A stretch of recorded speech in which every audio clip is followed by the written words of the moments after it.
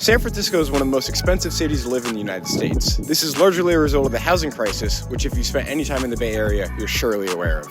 I'm part of District 9 Neighbors for Housing, and if we're going to figure out how we got into this mess, we first need to understand how we got here.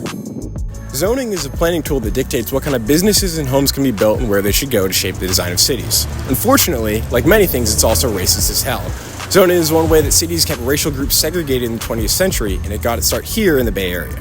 Berkeley was the first to use single-family zoning, that is, restricting an area to low-density single-family homes to prevent the construction of a black dance hall. And San Francisco attempted a handful of anti-Chinese zoning policies, even going so far as attempting to mandate Chinese residents move into a part of the city designated for slaughterhouses. San Francisco's first zoning code designated particular areas of the city as residential only in a self-admitted attempt to prevent Japanese businesses from moving in. Sure, zoning might prevent a power plant from getting built right in front of your house, but its actual purpose was to allow local governments to get around Supreme Court bans on explicit segregation. So it wasn't long until Berkeley's exclusionary zoning spread all across the country and was eventually dubbed segregation by other means. The rise in single-family home zoning also kicked off a slow-motion dumpster fire for housing affordability. The restrictions that limit housing availability have created a higher price of entry, which is why homeowners have seen their property values rise while rents soar. Across the country, we've pushed out working class and poor people, especially those of color, away from their jobs, out of cities, and into suburbia in search of affordable housing. San Francisco's zoning maps only had two types of housing zoning, single-family and everything else. But as white flight began to hollow out urban cores, cities increasingly began restricting areas to single-family. The 1960 zoning map restricted nearly the entire west side of the city to single-family, and that exists to this day. But the biggest effect zoning has had on San Francisco was the 1978 citywide downzoning. This downzoning was a reduction in the allowable amount of development, and it took away 180,000 possible units from San Franciscans. This was supposedly intended to preserve the historic and neighborhood characters of the city, but opponents of the changes knew the impact it would have on low-income people. And just as they expected, as the San Francisco population started to grow again in the 1980s, more people competed for less housing, prices rose, and vulnerable populations were pushed out. We here in Bernal are even more heavily restricted than other parts of the city because we are a special use district. Special use districts are a set of requirements that sit on top of city zoning and further limit how much housing we can build. The Bernal Special Use District was intended to keep the Hill accessible for working people and artists, and while it has kept the quaint visual style of the neighborhood, it's been at the cost of rapidly escalating prices and the displacement of the very people it's supposed to protect. Those who already own their homes have done quite well.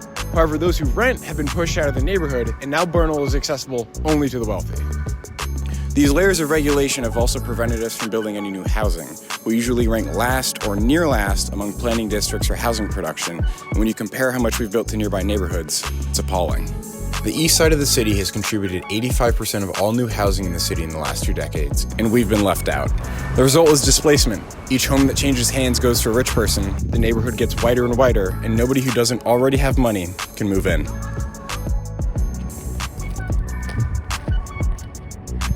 So what can we do? Well, our group, D9 Neighbors for Housing, is currently trying to get Bernal added to the mayor's new family zoning plan. The gist of the plan is that we'll be allowed to build taller buildings on main streets and multifamily units in single-family neighborhoods. Bernal's not part of that plan yet, and we want to be. Our neighborhood is filled with valuable resources that we want to share with new neighbors. Bernal has fantastic commercial corridors, and greater density allows for more neighbors, which means more needed customers to support our local stores. Bernal is also next to 3 major transit lines on Mission Street, and by rezoning our neighborhood, we give more people greater access to this transit.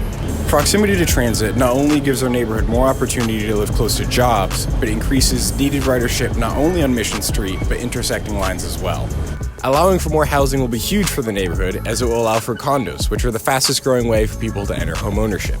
Also, more housing will increase our tax revenues, which will fund our infrastructure, our schools, and uni through more ridership.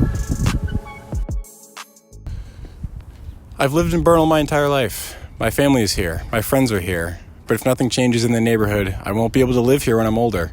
I'll have to move on from the place I call my home. Housing won't solve all of our problems, but we can't solve any of them without it, and zoning is one way to do that. I love my neighborhood. I love my city. So let's give it the housing it needs so we can all continue living here.